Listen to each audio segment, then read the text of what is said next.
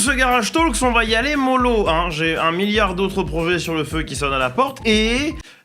ouais, on va embrayer, quoi, c'est tout. Si vous êtes sur TikTok, et ben venez sur YouTube parce que la vidéo est en intégralité. On a essayé un truc, d'ailleurs, on a essayé de poster des clips extraits de la dernière vidéo avec tout le formatage très hip, très jeune, très dans le vent, et ça marche vachement moins bien que de vous mettre des gros pavés de 4 à 8 minutes, donc contenu long format sur TikTok, dans cette économie. Et si vous êtes sur YouTube, bien évidemment, comme d'hab, vous pouvez soutenir la chaîne, le boost, le commentaire, le like, le sub, putain, on a presque battu mon ancien employeur. J'avais visé pour la rentrée, mais bon, on n'est pas loin. Allez, encore 400 abonnés de plus, on y est. Happy aussi. Je suis Idriss, mon petit Bob, on a vraiment pas de clients. Si seulement l'un d'entre nous avait une idée pour ramener plus de clients, ouais bon. Mais capitaine, on n'a qu'à refaire appel à Oli Energy et collaborer avec eux de nouveau. Regardez, voilà les designs pour les thermoshakers. Oh, MJ, putain de Samir, mais c'est incroyable, c'est mon petit Bob, ils sont formidables, c'est gourd, c'est phénoménal, pas de mots. Mais comment va-t-on faire? Les clients n'ont plus d'argent, c'est temps de récession. Y a pas de problème, capitaine, parce qu'on va leur donner le code Clippy pour 10% de réduction sur toutes leurs commandes. Ils pourront comme ça goûter le nouvel Iced Tea Hibiscus Carambole. En plus, c'est un fruit de chez Clippy. Et mon ancien parfum thé glacé à l'ananas est de retour aussi. Oh putain, mais c'est vraiment incroyable ce qu'on fait de nos jours, mon petit Bob, et merci beaucoup pour ton incroyable talent. Ça veut dire que vous allez m'augmenter? Ah là, tu recommences à me faire mal au cœur. Pas de problème, capitaine. Par contre, il y a un truc que je trouve bizarre, c'est une intégration Oli Energy et on n'a pas encore vu mes clipettes. Oui, ce serait pas le bruit d'un hélicoptère, ça. Je descends en rappel comme le SWAT.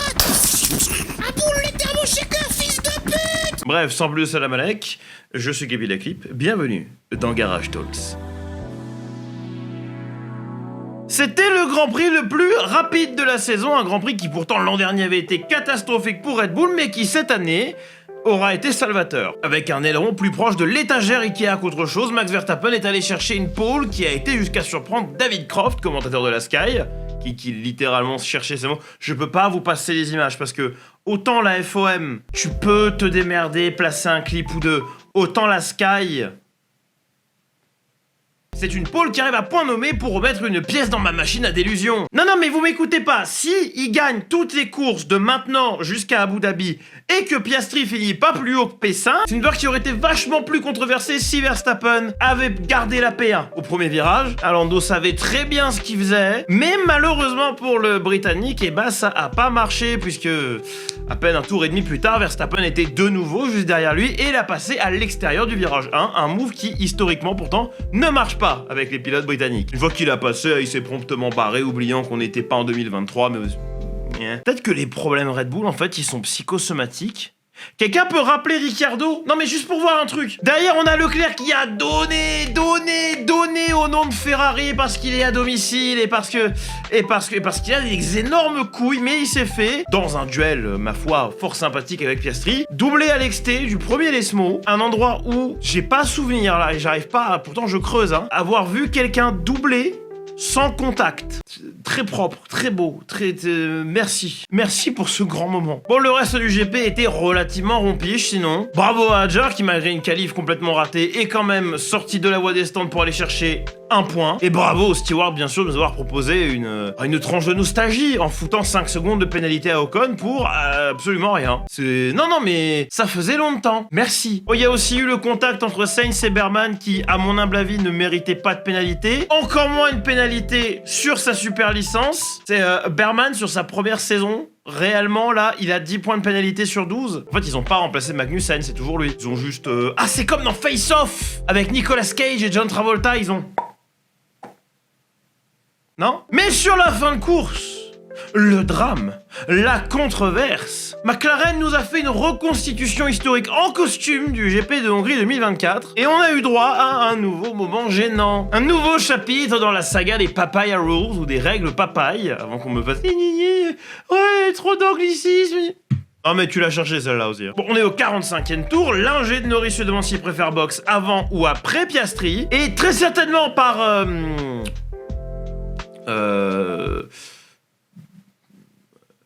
Putain, à part pour un avantage fiscal quelconque, je vois pas pourquoi il a fait la charité à Piastri, mais Norris a donné à son équipier effectivement l'undercut. Mais en théorie, il devait pas y avoir undercut, juste Oscar s'arrête avant, on couvre Charles et puis basta. Piastri s'arrête, 1 seconde 9, il repart, Lando s'arrête, c'est long hein. Il ressort derrière Oscar. Ah bah c'est dommage.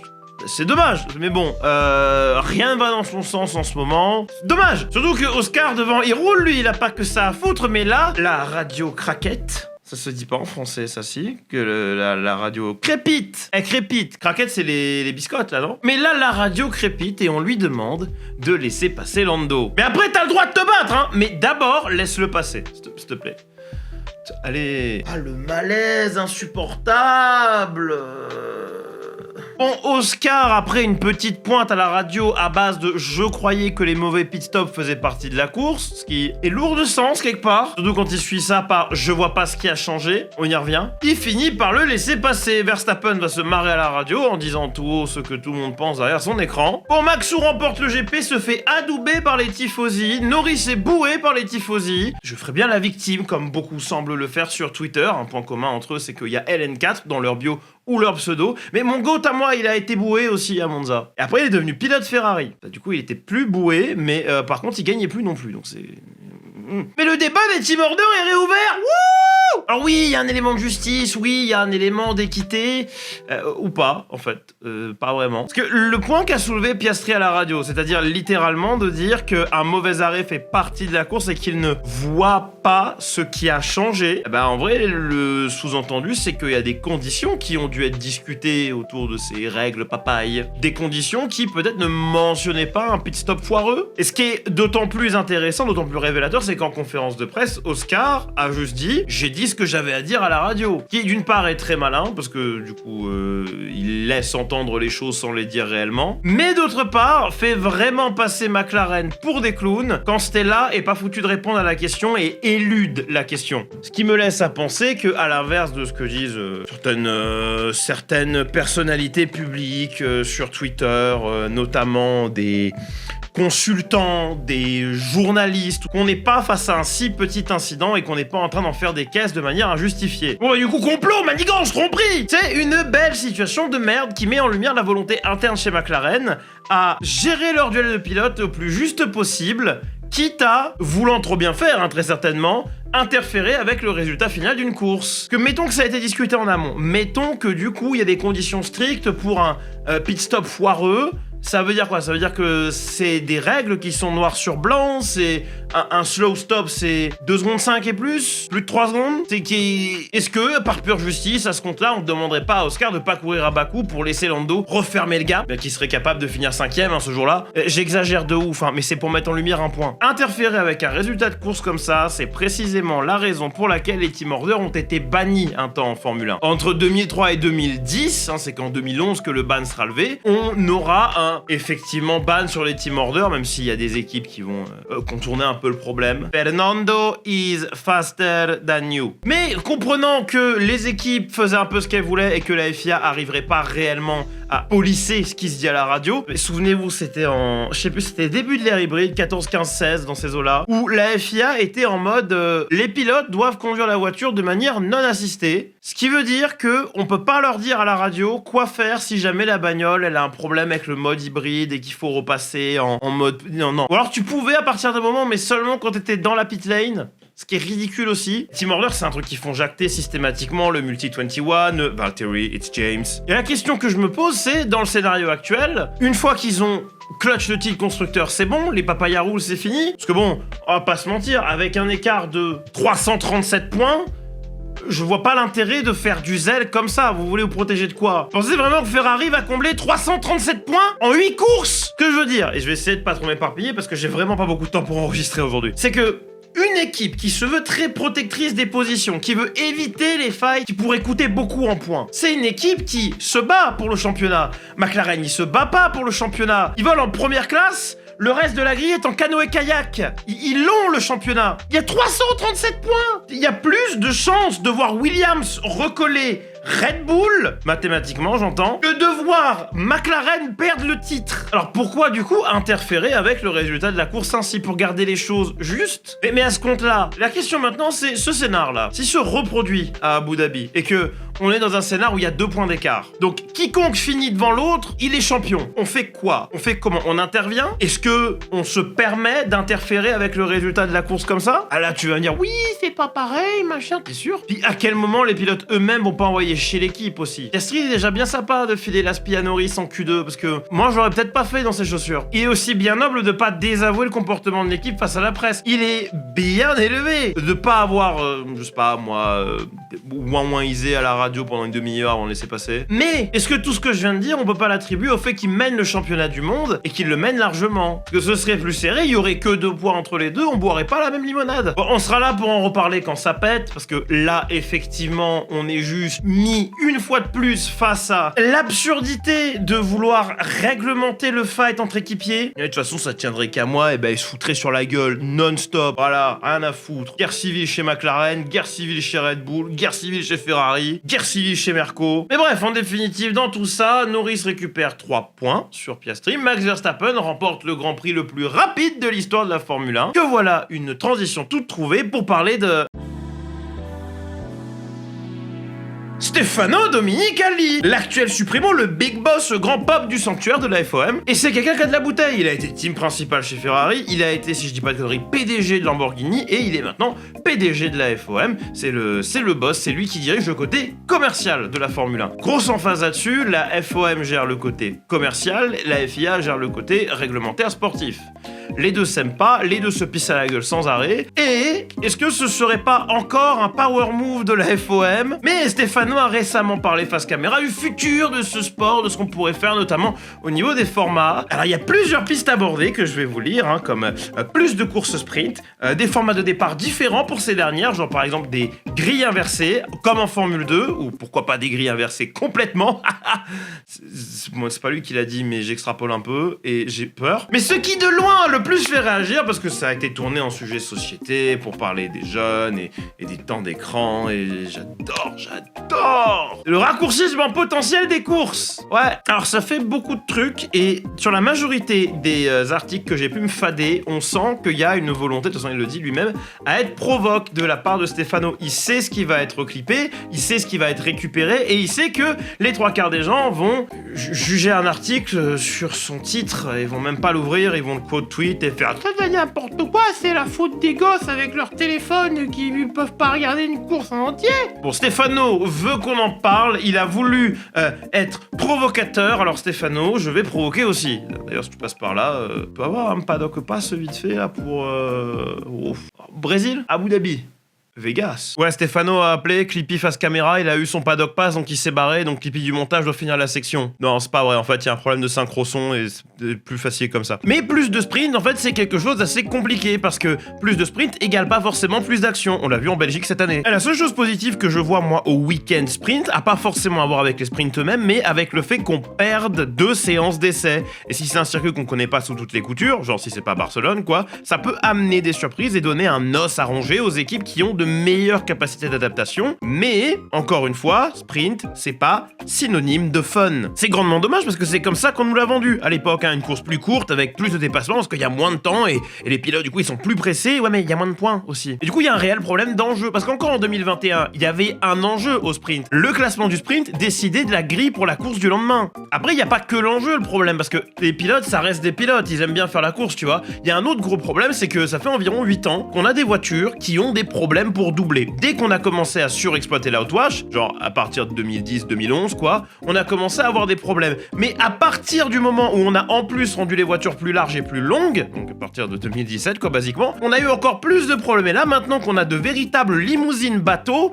qui en plus n'ont pas résolu le problème du dirty air, et ben c'est extrêmement compliqué pour doubler. CF encore une fois, c'est pas Francorchamps. Ça vous intéresse, j'ai élaboré sur plein d'aspects du règlement technique dans la vidéo pour le règlement que j'aimerais voir en 2030, qui est moins aérodépendant, qui plein de choses, en fait, plein de choses. Donc juste allez voir ça, c'est cool. Et puis on a aussi un autre gros problème, c'est que les pneus maintenant, la gestion de ces derniers, c'est catastrophique, c'est juste catastrophique. J'aimerais réellement, sincèrement, voir des pneus qui tiennent longtemps, quitte à avoir 2 ou 3 arrêts mandatoires sur des circuits où on peut doubler, donc pas Monaco. Parce que actuellement, on en est à un point où les pilotes vont préférer, sur certaines séances qualificatives, faire la Q3 en médium parce que les softs s'effondrent dans le 3e secteur. Imaginez perdre vos pneus dans le 3e secteur parce que vous poussez à fond. Dites-vous qu'en WEC, ils font moins de gestion qu'en Formule 1 actuellement. C'est incroyable, proportionnellement à la durée de la course, hein, bien évidemment. Je suis vraiment pas sûr que plus de sprint, même avec un format grille inversé, ça résout tant de problèmes que ça vis-à-vis du spectacle.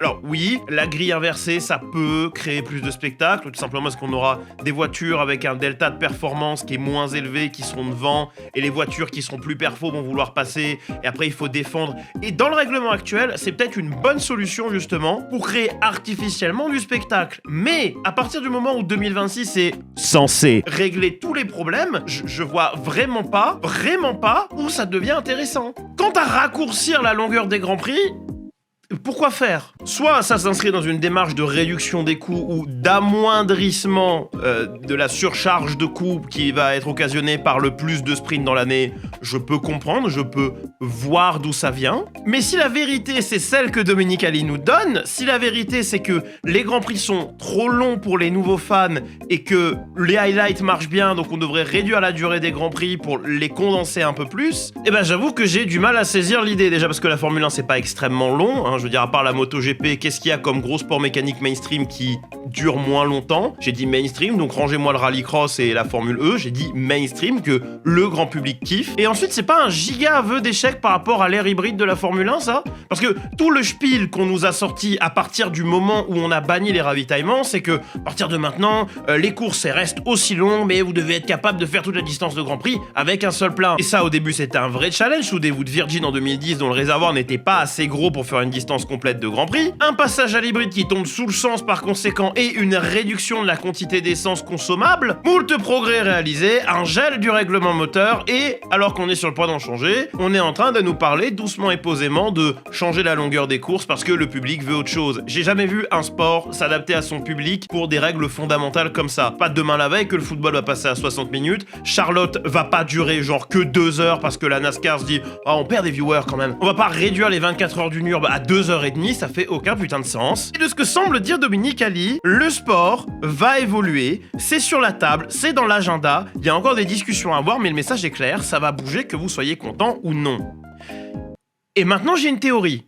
En fait j'ai 2 théories. La première, c'est que ce changement au niveau de la longueur des Grands Prix n'arrivera pas tout de suite, mais dans 1 an ou 2, et ça c'est typiquement la catchatisation, la Netflixisation du sport qui intervient. Alors, c'est des termes que j'aime pas du tout utiliser, mais pour le coup, ça correspond bien, parce que le catch, c'est un spectacle, c'est un show qui prétend, dans sa diégèse, être un sport encadré. Je dis pas que ce sont pas des athlètes, je dis qu'ils prétendent, au travers des matchs qui sont organisés, etc., que la structure est une structure sportive classique, alors que bien évidemment, ça l'est pas. Ça, évidemment, ça pose pas de problème, c'est très très cool. Par contre, la Formule 1, elle, c'est pas un show qui prétend être un sport, c'est un sport qui prétend être un show. Et ça, c'est toujours quelque chose de compliqué. Il y a une ligne sur laquelle marcher en mode funambule entre 2 bâtiments, mais peu à peu, avec le nombre de trucs qu'ils sont en train de mettre en place pour justement rester au top de leur popularité, on est en train de se rapprocher d'un show qui est très, très, très manipulé et qui en fait chier plus d'un. Ça date pas d'hier, bien évidemment. Et du coup, le raccourcissement des courses, ce serait juste une énième tentative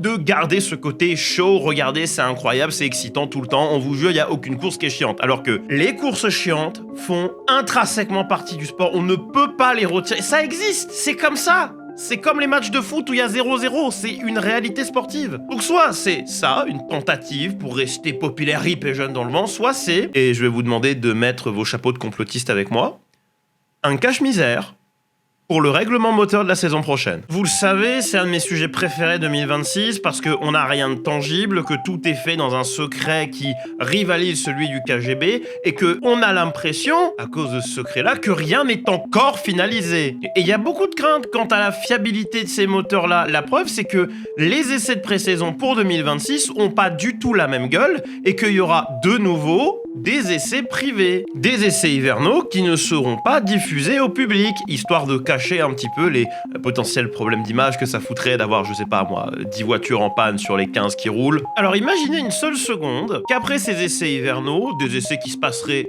dans ce scénario mal, il y ait une décision qui est prise assez rapidement pour que la saison qui vient, les courses soient limitées à 1 heure, comme cache-misère de fiabilité, et que c'est quelque chose sur lequel ils vont revenir plus tard, une fois que les moteurs seront refiabilisés, en disant « Oui, on n'est pas allé dans la bonne direction, on a essayé, on a expérimenté avec des choses, et les fans n'ont pas aimé », histoire de se donner un petit peu de... Hein, voilà, de se beurrer la biscotte en mode on écoute les fans nous. Ça vous rappelle rien?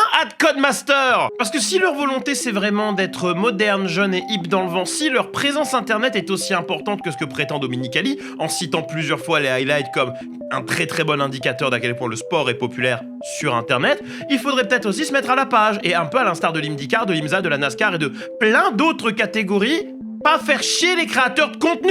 Ne pas nous obliger à nous reposer sur les images des content pools des équipes ou des jeux de merde qui sortent tous les ans avec le sigle Formula One dessus, ou pire encore, Assetto Corsa avec les IA les moins compétentes que j'ai vues de ma vie. Oui, c'est un coup de gueule qu'il fallait que je passe, j'en peux plus des IA d'Assetto. Mais je sais pas, moi, faites un truc moderne, genre un package influenceur où pour une certaine somme par mois, on pourrait avoir les droits d'utilisation des mêmes images qui sont sur la chaîne YouTube officielle de la Formule 1. Parce qu'on n'est pas tous Bolloré et on n'a pas tous 60 millions de balles pour les droits de diffusion en France. Bon, je suis tilté, j'ai besoin du bol, je vais laisser Clippy face caméra finir la vidéo pour la dernière section.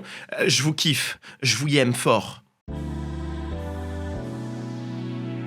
Bon, depuis 2023 et 2024, j'entends systématiquement les mêmes sons de cloche dès lors qu'il s'agit d'Alpine. Comme quoi c'est foutu, comme quoi ils vont vendre à la fin de l'année, c'est obligé. Non mais Briatore il est là pour vendre et puis c'est un clou dans le cercueil et non Clippy, ils peuvent pas redresser la barre et c'est un scandale. Et elle est où la vente? Ça fait 2 ans que tu m'as promis une vente, elle est où? J'ai un script au cas où ils vendent vraiment, donc je vais pouvoir le sortir un peu comme le script Katia qui est sorti genre vraiment le jour de l'annonce. Bon, j'en ai parlé en long, en large et en travers dans cette vidéo que je vous recommande d'aller voir, même si elle a un tout petit poil vieilli. Ma mentalité vis-à-vis du sujet a pas énormément changé et je vais faire référence à des trucs qui vont vous paraître saugrenus et qui sont mieux expliqués là-dedans. Donc avant de me charger l'ensaillante, parce que je vais dire un truc style je vois pas tellement le problème à avoir un moteur Mercedes dans l'Alpine l'année prochaine, ça ce que j'explique bien. Et oui, j'estime que c'est pas tant une crise nationale. C'est une décision de business motivée par le fric, et autant je préférerais voir ce que les gens de Viry ont cook pour la saison prochaine, autant c'est pas ce qui va se passer. Dans le contexte actuel, c'est peut-être une décision salvatrice pour l'équipe alpine en Formule 1, et c'est pas une telle perte d'identité que vous le pensez, puisqu'en Formule 1, l'identité qui est rattachée au constructeur, c'est vraiment de la merde. Il y a qu'une seule équipe qui est basée dans son pays de licence et qui utilisent des moteurs qui font vraiment dans le pays en question, et c'est Ferrari. Tous les autres constructeurs, rien à foutre. Mercedes, fameusement, dont les moteurs sont conçus et construits en Grande-Bretagne. Eh ouais, Et quelque part, Aston Martin est du coup une écurie plus nationaliste que les autres, c'est pas le bon mot, parce que la marque est britannique, qui court sous licence britannique, qui sont basés en Grande-Bretagne du côté de Silverstone, et qui ont des moteurs Mercedes qui sont construits et conçus en Grande-Bretagne. Ah, God Save the Queen et toutes ces conneries. Comment ça, The Queen, elle est morte? Freddie Mercury avait le DAS? Bon, je pense que vous le savez, mais les choses vont pas super bien pour l'équipe basée à Enstone en ce moment. Mais le choix de Gasly, sur le fond, il fait sens. Déjà parce que je vois pas où est-ce que d'autres il allait tenter le pari, mais aussi parce qu'au sein de l'écurie, il a un rôle de leader, qu'il est bien installé, qu'il y a une espèce de loyauté qui s'est mise en place. Que Briatore, pour citer un tweet que j'ai vu, est déjà en train de faire de Gasly le héros du film, et que Gasly aura pas le temps, ni même à mon avis l'énergie, pour aller chez un autre constructeur et essayer de se réinstaller pareil. Il y a un projet clair, il aura vraiment cette aura de leader, la structure a le potentiel financier comme logistique de se sortir de la merde dans laquelle ils se sont enterrés, et de surcroît, si le prochain moteur est aussi déterminant au niveau du moteur qu'on nous le dit, et que les sons de cloche qu'on entend au niveau de chez Mercedes sont vrais, alors ils ont peut-être dans leurs mains de très bonnes cartes pour la saison prochaine. Après, faut pas faire une boîte de vitesse qui sape 20 chevaux, et je sais pas du tout pourquoi je dis ça, c'est totalement au hasard. Le seul truc douteux, entre guillemets, avec ça selon moi, c'est le timing de la signature, parce qu'il était encore en contrat pour la saison prochaine, Pierre, il aurait pu juste se tâter, voir que c'est de la merde ou pas, et ensuite annoncer son futur. Il a préféré l'annoncer maintenant. Ça rend la suite plus sereine, entre guillemets. Et d'ailleurs, Gassi, il s'est exprimé là-dessus, comprenant les interrogations, les doutes de tout à chacun, qui voit déjà comme mort et enterré, qui voit ça comme un suicide de carrière. Lui se dit convaincu par ce qu'il voit en interne que la situation actuelle, bien que critique, est comprise et que la saison prochaine s'annonce bien moins ardue. Et il a confiance, dit-il, que s'il n'a pas pu gagner avec Alpine sur ses 3 premières saisons, il pourra sur les 3 prochaines. Je pense vraiment que c'est sa meilleure carte, hein. L'équipe reste foutrement compétente parce que vous vous rendez pas compte, mais être dernier du championnat avec 20 points, c'est pas juste inédit, c'est pas d'exagération, c'est jamais vu, c'est un record. Et où il y en a qui vont dire « Oh mais paye ton record, ça pue la merde !» Vous comprenez pas ce que je dis. La grille a jamais été aussi compétitive et pourtant, jamais le dernier du classement général n'avait marqué autant de points. Et malgré l'énorme tas de merde que semble être la voiture, qui a l'air très capricieuse en plus de pas être performante, n'oubliez pas que là, les 20 points qu'il y a chez Alpine, ils proviennent que d'un pilote. Ils peuvent pas, ils ont, un peu à l'instar d'une autre équipe sur la grille, pas le luxe de se reposer sur 2 pilotes. Mais il y a tout de même 20 points sur le board. 20 points marqués avec un châssis conçu pour la voiture de l'année dernière. Parce que c'est une saison sacrifiée à la base. Mais ça, les gens ont déjà un petit peu... oh non, mais c'est pas vrai. Ils sacrifient jamais vraiment une saison. Non, moi je perds pas espoir. Y a rien qui me permette de dire que ce sera autant de la merde l'an prochain que cette année. En plus avec l'opportunité qu'un changement de règlement comme ça apporte, on n'est pas à l'abri d'un truc à la Brown GP où au minimum qui finissent comme Toyota en 2009 avec une voiture qui il y a du potentiel si c'est v'là bien et que bon ils exploitent pas si bien et puis après ils se cassent l'année d'après, tu vois. Le foreshadowing est un procédé littéraire par lequel... Merci beaucoup d'avoir regardé cette vidéo jusqu'au bout. Je suis Clippy Dacry, vous pouvez me suivre absolument partout, ça s'affiche. Sûrement un Garage Talk un poids plus court que les 2 ou 3 derniers qui sont sortis parce qu'on a du taf et on a pas beaucoup de sommeil. Attendez, je vais regarder parce que j'ai une bague de tracking pour le sommeil. Je vais vous dire exactement combien de temps j'ai dormi cette nuit. Yes. Presque 3 heures. Nouveau record personnel, hein. On est sur Twitch, les jours de stream ont changé. Maintenant, c'est le mardi, mercredi, vendredi, samedi. Comme ça, je peux me toucher les burnes le dimanche. Et dormir, bien sûr, le dimanche soir. J'étais couché à 9h, hein. J'étais fatigué pourtant. Les codes Oli Energy, putain, genre vous avez vu l'intégration de ouf malade qu'on a fait quand même à un moment, il faut récompenser ça. Les liens d'affiliés, Razer, SyncMesh, surtout SyncMesh qui sont genre des crèmes. Je vends pas tant que ça pour eux et ils me renvoient quand même une paire de gants à chaque fois que j'en ai besoin, genre c'est des amours. Et puis ouais, c'était Clippy la Clip qui a du montage en retard. Bisous.